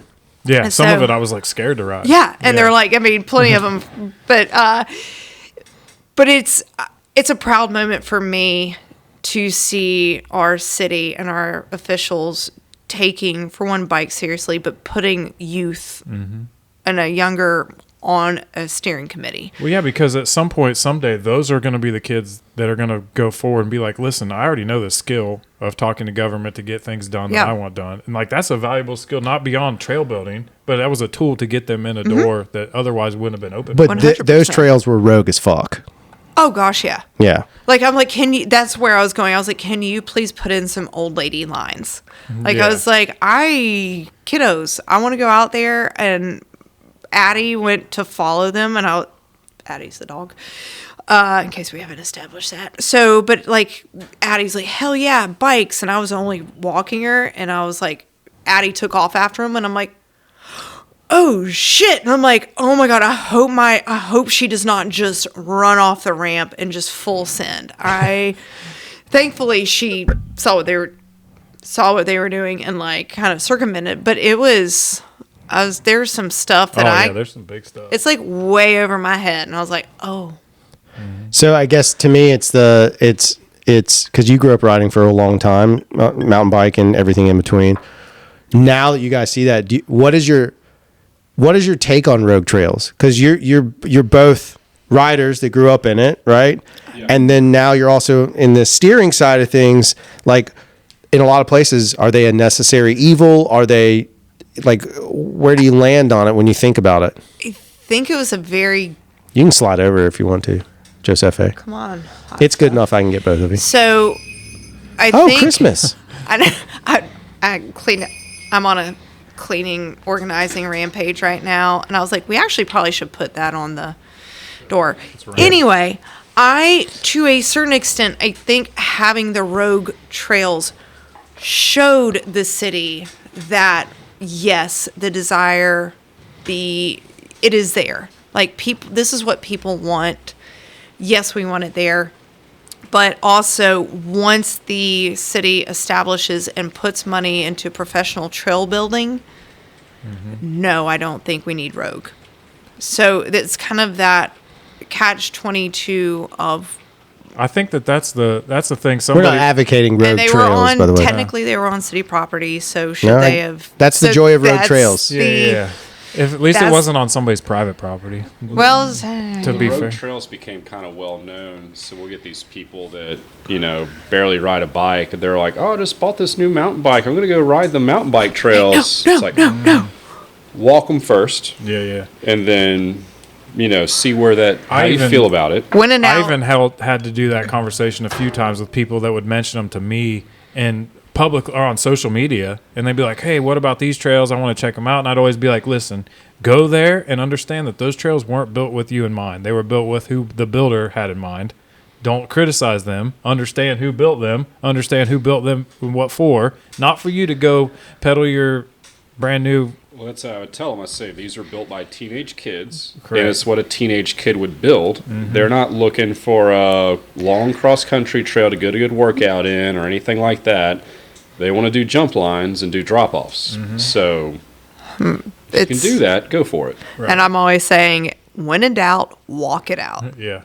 What is it? Or just scream and grab your brakes and hope for the best. It's like look before you leap, basically. Yeah. And I'm the last person that does that, so I'm not the advocate. What is it? No, the other one's like pre-ride. Yeah, pre-ride, free ride, re-ride, or some gay thing.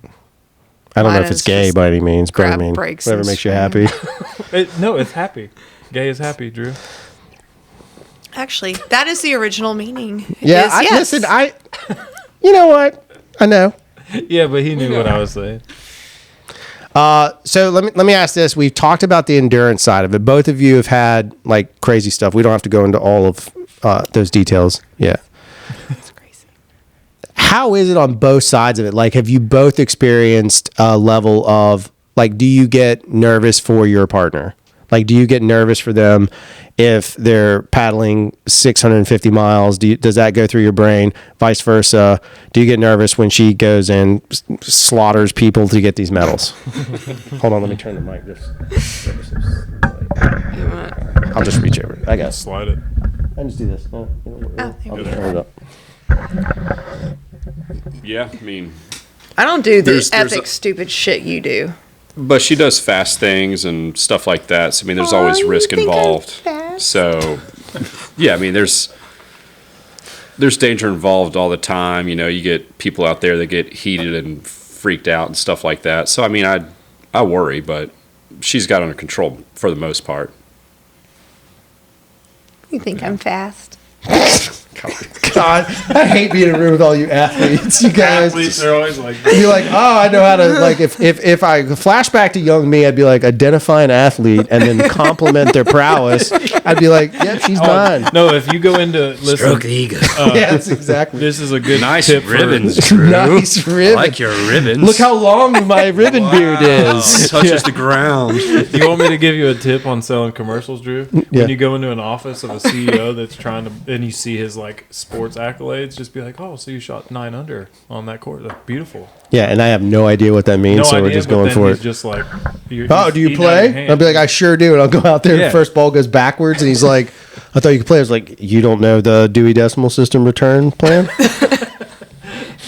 I'm fucking Mind loser. blown. You just don't get it. You just don't understand me, sir. I'm an artist. That's like both the best thing I can ever say and the worst. You guys get to be like, oh, I mean, we're athletes. Look at them. We're athletes. Y'all can do your.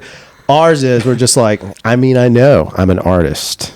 I can get away with anything as long as I say I'm an artist. Okay, so truly an athlete. My high school track coach was also my art teacher. Hey, that's the rarity. I got a C In art? in art. I was that bad. I said, shouldn't everybody get an A in art? C's not bad. I mean, but seriously, beauty is in the eye of the beholder. And get shouldn't my degrees. art be how I interpreted it? I showed up. I actually cared because it was Coach Tucker. No, I got a C. I worked my ass off on a commercial, and I entered into my competition, right, which was the American Advertising Federation Awards. It was a beautiful spot, made everyone cry, and it's emotional terrorism essentially. And this spot was beautiful and gorgeous, and we entered in the competition. And then I also entered another project for cinematography, so just the video, right, just the visual side of it. We won nothing, and nothing also won cinematography. So nothing won. But was it your coach that you spent But nothing won. so much time Do you see what I'm saying? with? You at least got a C. I got nothing. They said that nothing was better than what I You created. had to give me a grade. You got a letter. I got 0. And then we lost the entire competition to a guy who made a video about trailer parks. And not like in a cool, niche way, but selling trailers. And he ripped off the song. And he's probably listening to this, Blake. He ripped off the song Old Town Road. Gonna take him, but it was about trailer parks. Well, He knows. should put He's a a writer. dog. He's Let me listening to tell this. you I know. that- Blake you know how knows. He you gets to win? hold it over my head forever. do you want me to tell you how you win awards? Put a dog in it. Pay for advertising with the company that gives the awards out. Oh, like the lanyard? Oh, shots fired? Any shock there? Oh, no, Any wait. shock? That's a nappy way to do it. Listen, they can give me Oh a wait, nappy. was it the nappies? No, God, no. No, We the don't award know he's those. talking That's- about is the national award. The nappies are for people who like to click buttons. Actually, there it Don't is. say anything as a business owner. I can say this because they hate me. And I can say it because I have nothing. Oh, I can't tell that story on camera.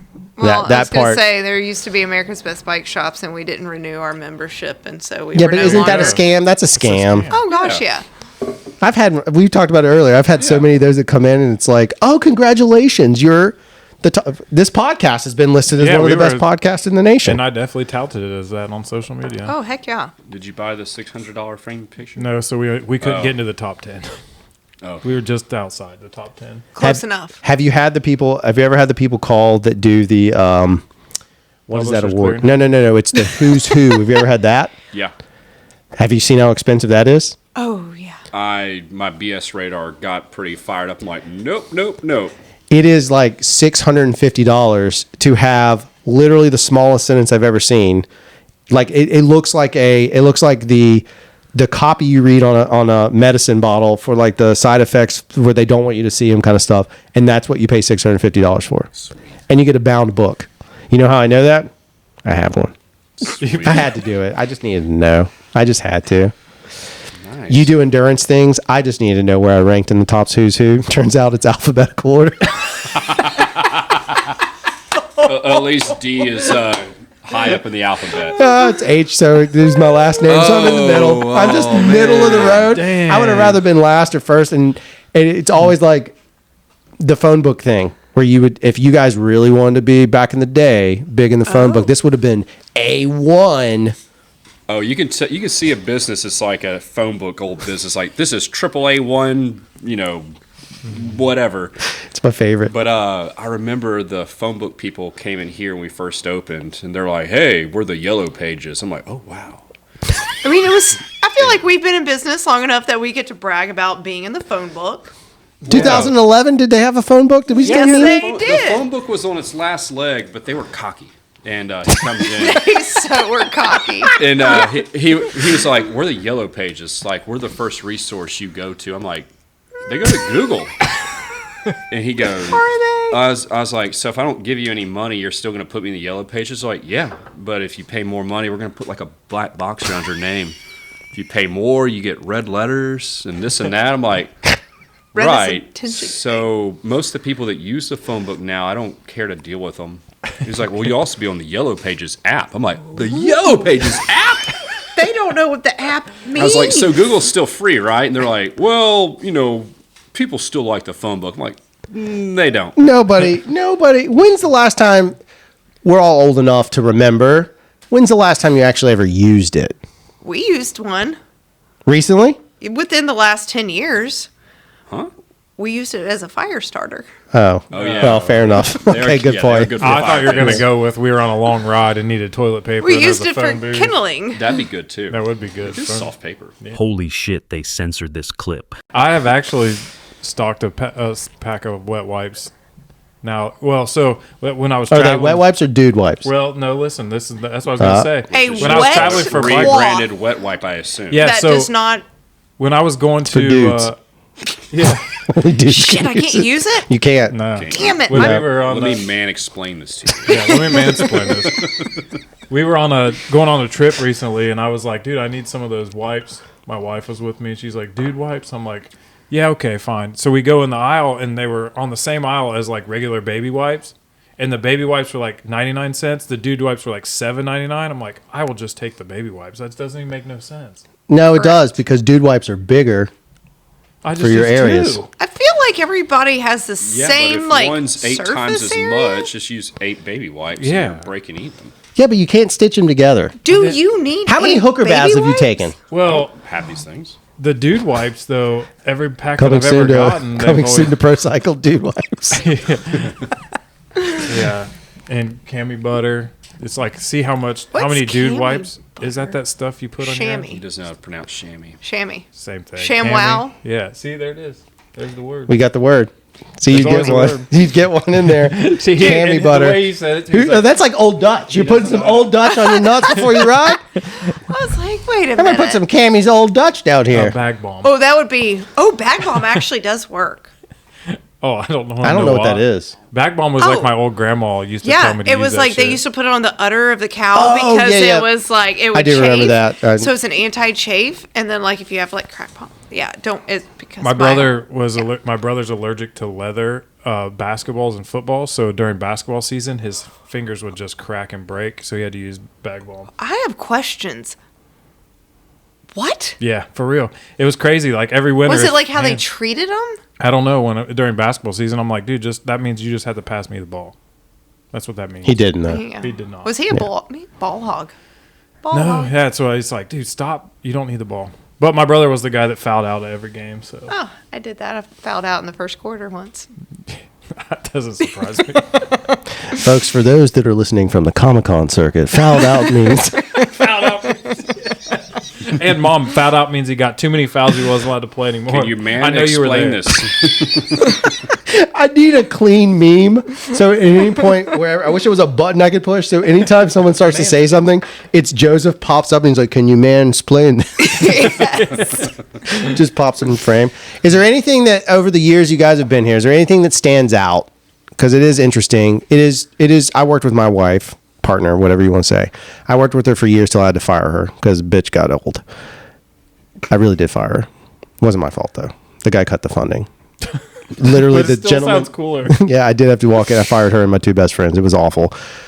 But it was tricky working with her. There was times where I would, because I was the director, so on a movie, I literally had to get onto her because the wardrobe, like there was a bandage like around the girl's foot and it was on the wrong side. And I was like, hey, continuity, can't have it jumping around. That's separate. But we got along really well. Has there been anything over the time that you guys have been here, not like marital wise, but I mean, has there been anything over the time? Yeah, I see Joseph Duck. Has there been anything over the time that stands out to you guys like a massive accomplishment being, like working together is tough, but is there anything that stands out to you guys over the course of time that you're really proud of?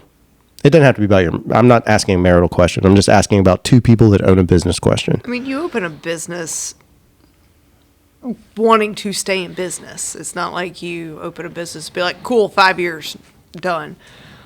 Although if there were an exit strategy, pay us enough money. Okay, Yeah, there we we'll go ride bikes all day. I'll walk away.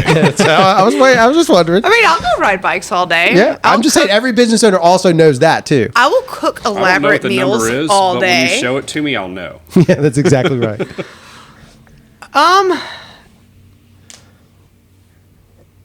It's, I don't know if this aligns with the question, but it's doesn't been matter. fun to see like our effort of hosting rides and being able to see that average number grow and seeing kind of what, if you do Field of Dreams, if you build it, they will come. And it's been fun to see how we used to not do shop rides at 40, 45 degrees and lower. And now we had a ride where it was a real fill of 17 and we had 20 people. Good grief. And- For those northern folks that are my friends that are laughing because 17 degrees is It's like, shorts weather. Yeah, Yeah. But I it's mean, not here. But Okay. it's humid. so I tried, took my glove off to put, I took my glove off to take a picture, be like, yeah, we're badass. Here's some ice on the road. I couldn't get my glove back on. So I was like, stopped to put my glove on. I was like, those assholes didn't know I stopped. Oh, God bless. I'm going to have to, I got to ride back. I literally had a frozen snot bubble. Mm-hmm. Like frozen solid, snot bubble. Oh, yeah. So it was that cold that, but it was, that was awesome to see. And then we had 40 people this past Saturday on our Saturday morning ride. That's killer. And we used to have 10 was a big number. Right. So, Is it your helicopter? Is that your... Yeah, that's the highlight. Yeah. hey, you caught a tomahawk at a Mardi Gras parade. It's they made me a fortune off the last podcast. I got on Temu and bought a helicopter. I made tens of cents. Yeah, I mean, that Well, is a that's team more of- sense than we make on this Yeah. podcast. Yeah. Like literally. And then he sold that figuratively. helicopter to Pat. Yeah, Pat bought it. Yeah. You guys probably don't know that. We're the whole still thing. married. I mean, I feel like that's a big accomplishment. It's huge. Oh yeah, it's very huge. Yeah, she Working still together. shows every up. day. I mean, think about how many. To work? I threaten to leave every damn day. That's part of I think that's business. I mean, there's days that I've walked. I mean, any owner gets to that point because I still have to do everything. Doesn't matter if I have employees. Y'all don't have actually any employees, right? Unless you Just count. this dog down here. Yeah. The But cat's retired. They can- already. Right. Oh, yeah. But it's the same thing. I have to show up. I still have to do all the stuff. I got a budget presented to me right before we left, and it was like, guys, you're quoting something so low. You have 15 people. I have to pay those actors, and they're like $1,000, and you quoted each, so $15K, and then your budget is 12. So let's talk about math. I still have to that never goes away, Yeah. and the invoices Oh, yeah. never stop, and the bills never stop, and all that stuff. But then when something happens and you connect, whether it's the group ride, community is a big deal to us. It's a big deal to me. I think that's why my business exists. I left the film world to help community. I believe you can't change the whole world, but I do think you can make a spark in a community. And if it works really well, then that spreads it goes from the town of Fairhope, the community, if you will. And the next thing you know, maybe it gets to the county and maybe to the state. And then now all of a sudden you might get the region. You may never get the entire United States, but hey, if you help that many people, you never know where it's going to shift. When it comes to community, the the thing about it is somebody said, "Hey, I'd like to buy your business." I don't think I could walk away from that aspect. Right. and you don't realize how important the community is. Like, no one's going to tell you like these bike rides mean a lot to me, but their spouses will come in and tell you.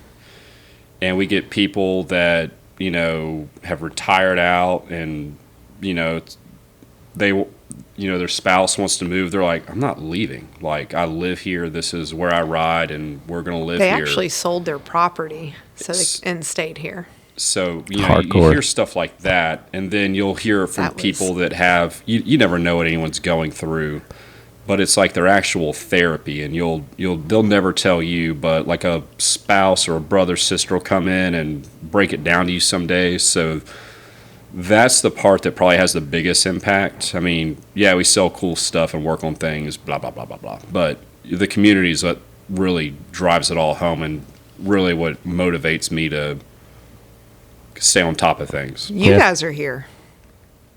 We got to sit and have a beer with Dale. I mean, it's... Oh, Lord. Why did you... But it is. Like, These are the days I want to sell the shop. Oh. We had somebody threaten to burn down the shop, and he was like, yeah, I was an Italian.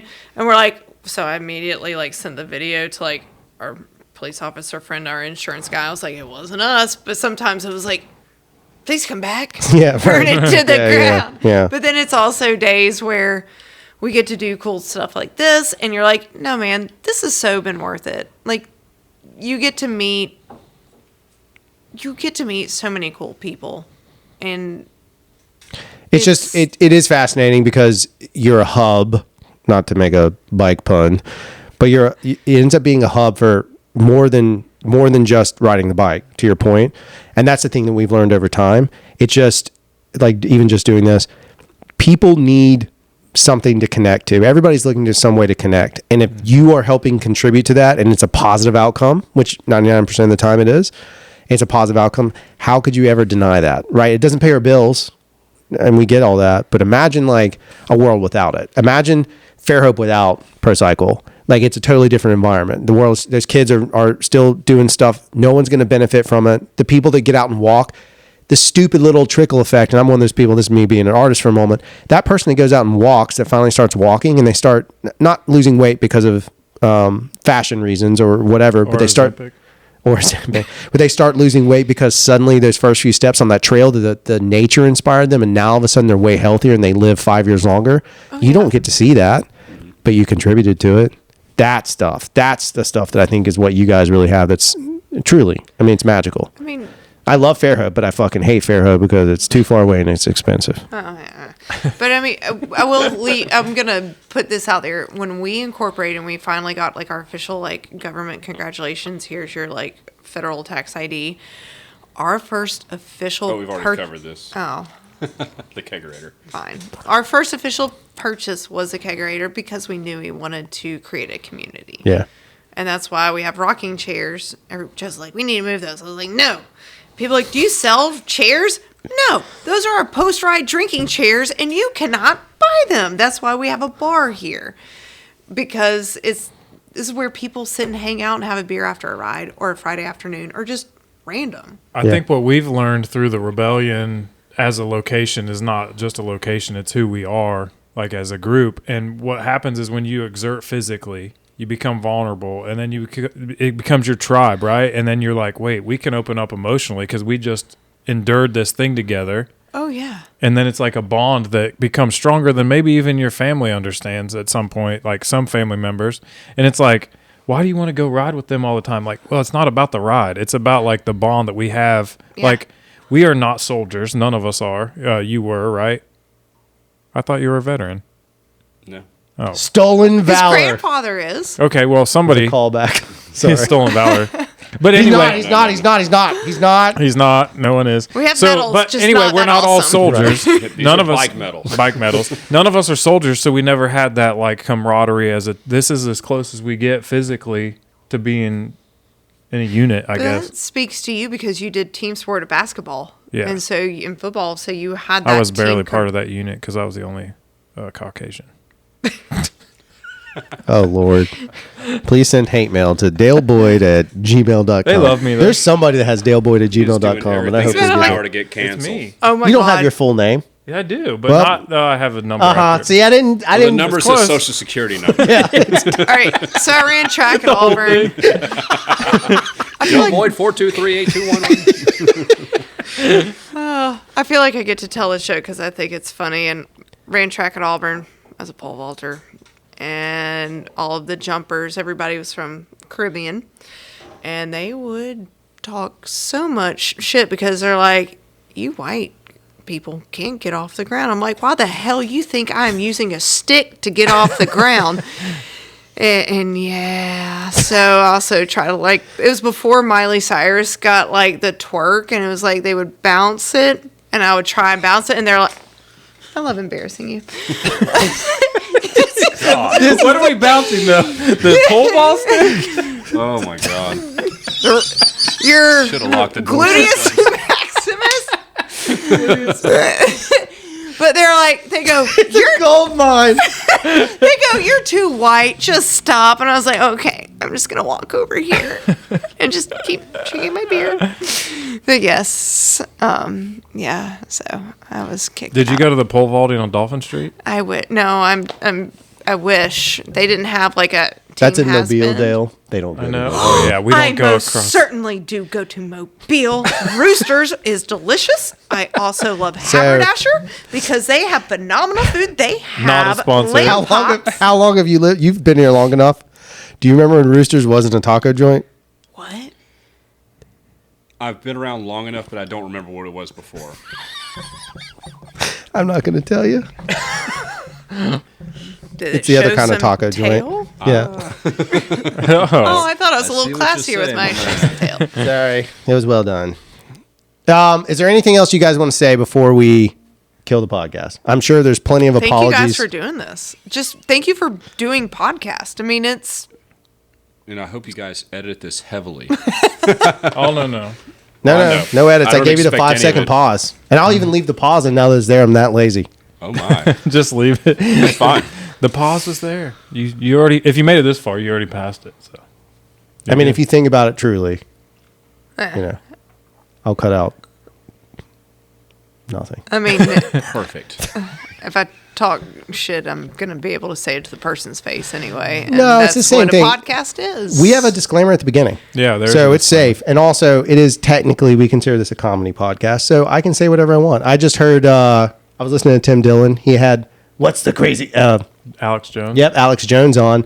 And Alex Jones is like, I have to go to the bathroom in the middle of this podcast. And he's like, don't turn it off. Just keep going. And so Tim starts talking. You know how every podcast has an Athletic Greens commercial? Tim goes on about how Athletic Greens dropped them and they are poisoned and they fired, but he's treating it like a commercial. So he's reading it like one of those scripts and it's stayed in. And he's like, it's a comedy podcast. I can say whatever I need to. So I'm just saying this is technically a comedy podcast. Lanyap can't sue me. I didn't say anything deflammatory about I them. hope that we win podcast of the year next year, and then we just stand up on that stage and moon the whole crowd. I can't go. Are you gonna get a tattoo for that? I should. Grade A, prime B. Yeah. If we win Best Podcast, Dale gets a new tattoo. Everybody I'm agree? fair. I'm good with that. All right, there it is. I'm down Next with year. What about you? And I get to pick it out. I'm not allowed. Drew's not Okay. allowed to get That's- tattooed. Religious, technically religious reasons. Fair. I think there's something in not Proverbs. My, Your body is a temple. Yes, mine comes from a different Bible. Your wife. No, also her. I definitely. Leave him be. His is in the tunnels. So I just saw a. Did you catch that one earlier? He threw another tunneling joke in. He loves he loves my tunnels. people's tunnels. I know where he's going. Okay. Y'all must have done that before while I was getting Yeah. my hair done. Did No, I just saw this guy lost his fantasy football league, and the loser of the fantasy football league had to wrestle in they have men's actually not WWE style, but I don't care about Greco. no, but you think about that, if you don't know how to wrestle and you have to get in a leotard, I can to roll go around wrestle, on the ground. Oh my god, That's all those I think dudes do. But as They an just roll athlete, around. I'm like, dude, I'm not getting just hip tossed by a oh man, hell no. a too old for 40-year-old. that. Yeah, It's all fake, Dale. It's not fake, not WWE. It's all wrestling. You have to believe. You have to believe, dude. Cauliflower is not fake, Drew. Cauliflower ears. Oh, have you not seen? Do you know what that is? This podcast is brought to you by Athletic Greens. I use AG1 every day, and it's changed everything for me. And ZipRecruiter. God, I have to kill it there. We have to die on that. You have to let me kill it on that. Fair.